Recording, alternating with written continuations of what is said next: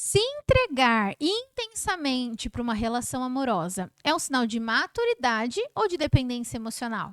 Eu sou a psicóloga Bianca Martins e está começando mais um Reconecte-se. Roda a vinheta.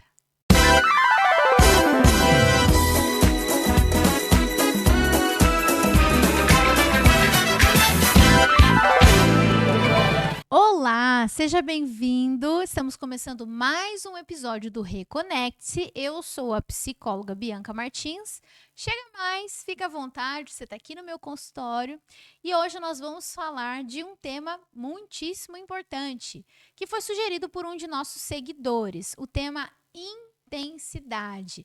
Lembrando que a sua participação lá na caixinha é muito importante. Toda semana eu abro uma caixinha e você deve sugerir, você pode sugerir temas, acontecidos, e aquilo que você sugerir pode vir parar aqui no programa. Pois bem, esse seguidor sugeriu intensidade, foi o tema mais votado e hoje nós vamos falar sobre isso. Mas o que seria essa intensidade segundo ele? Seria para a gente saber qual o ponto de vista da psicologia sobre aquelas pessoas que se entregam intensamente nas relações amorosas. Será que isso é bom? Isso é ruim? Hoje nós vamos tirar essa dúvida, nós vamos entender o que a psicologia fala sobre isso. Primeiramente, nós precisamos entender a diferença entre aquela pessoa que é intensa, porque ela é madura emocionalmente, e aquela que é dependente emocional. Vou explicar para você esses dois conceitos. Vamos lá. A pessoa madura emocionalmente, ela vai se entregar ou ela vai se comprometer com facilidade porque ela já está fortalecida em si. É uma pessoa que já tem uma autoestima fortalecida, uma identidade construída. É uma pessoa que consegue existir fora de uma relação amorosa. Pois é, parece que não, mas muita gente não consegue existir, sobreviver fora do papel de uma relação amorosa. Aí é que a gente entra no segundo caso, que é o caso do dependente emocional. É aquele que entra numa relação por um desespero enorme de alma, precisa de qualquer jeito estar numa relação porque simplesmente não existe fora disso. Mas ainda falando do maduro, fortalecido emocionalmente, que se entrega nas relações, vamos pensar nessa pessoa como aquela que se engaja numa relação porque ela sabe exatamente o que ela quer.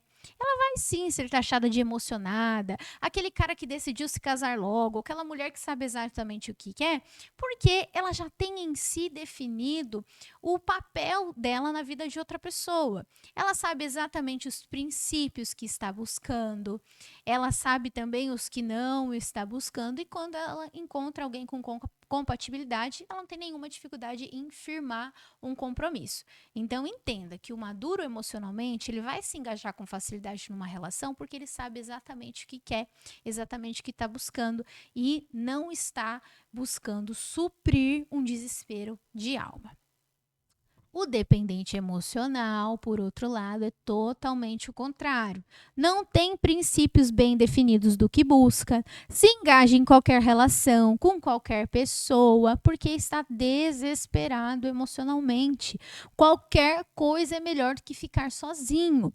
E aí entra de cabeça, também de uma maneira emocionada, mas não faz ideia do que está fazendo ali, e isso pode trazer sérias consequências, tanto para essa pessoa quanto para a pessoa com quem ela está se relacionando. E eu vou falar para vocês um pouquinho dos prejuízos que a dependência emocional pode causar. Primeiro prejuízo: manipulação. A pessoa que é dependente emocionalmente, ela corre um sério risco ou tem uma tendência a querer manipular o seu parceiro, a sua parceira. Porque ela quer permanecer tanto, mas tanto naquela relação, que ela acaba manipulando o tempo todo o parceiro, acaba envolvendo aquela pessoa de uma maneira nociva só para permanecer na relação. O que me leva a falar sobre o segundo prejuízo: irresponsabilidade afetiva, que é aquela pessoa tão dependente emocionalmente que não consegue ter responsabilidade afetiva sobre os seus atos. Então, tudo é culpa do outro. tudo foi o outro que fez. Olha o que você fez eu fazer. Olha só como você me deixou irritada, como você me deixou irritado. Isso é um sinal de irresponsabilidade afetiva. E isso acontece porque a pessoa não está madura emocionalmente. Então, ela não consegue reconhecer erros, não consegue pedir perdão, muito menos mudar.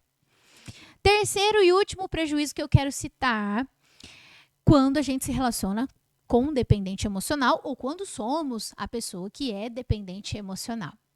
Negociação de princípios. A pessoa que tem dependência emocional não tem definido em si os próprios princípios. Ou se tem alguns princípios, acaba negociando com facilidade. Então, a pessoa acredita em alguma coisa, mas por causa da dependência emocional, facilmente negocia esses princípios. Acreditava em algo, só para permanecer na relação, negocia esses princípios. E isso é muito triste. Vai prejudicar tanto um quanto o outro.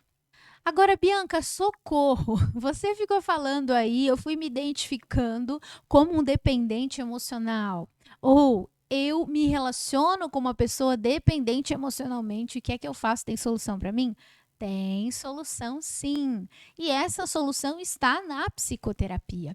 Em terapia, a gente fortalece o indivíduo. Não porque ele é autodependente, porque ele não precisa de ninguém. Pelo contrário, porque a gente entende que relacionamentos saudáveis são feitos de pessoas saudáveis. Pessoas que entendem o seu papel nas relações. Pessoas que não usam outras pessoas para suprir um desespero de alma, mas sim para contribuir, para interagir, para crescer junto. Então, se você se identificou com isso, não fique desesperado. Você pode trabalhar isso na terapia. Ou seu parceiro, sua parceira pode trabalhar isso na terapia também. O importante é não normalizar a dependência emocional. A gente tem diversos exemplos na dramaturgia. A gente tem filmes e séries que mostram personagens que são dependentes emocionais, que emendam relações e vão emendando e vão fazendo uma fila de pessoas que sofrem, só porque são dependentes emocionais. E uma curiosidade, na psicoterapia, na psicologia, a gente entende que precisa haver um espaço entre uma relação e outra, um gap. E adivinha de quanto que é esse espaço? Entre 1 ano e meio e 2 anos. 1 ano e meio, 2 anos sem ter ninguém? Se você existe em si mesma, em si mesmo, se você consegue sobreviver emocionalmente, 1 ano e meio, 2 anos não é nada. Mas se você se assustou com esse número, acende uma luzinha amarela. Enfim, se você, por outro lado, se identificou como uma pessoa madura, emocionalmente pronta para se relacionar, não fique preocupado se te chamarem de emocionado, de emocionada. Se você sabe o que quer, sabe os princípios que está procurando, quando você encontrar compatibilidade, não existe motivo para fazer joguinhos, enrolações.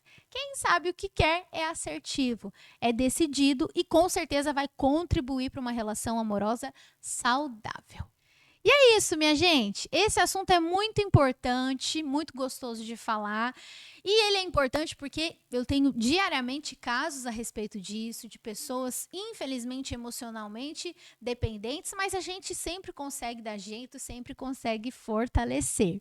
Então, se for o seu caso, procure a psicoterapia e fique ligado nos próximos episódios. E não se esqueça, reconecte-se.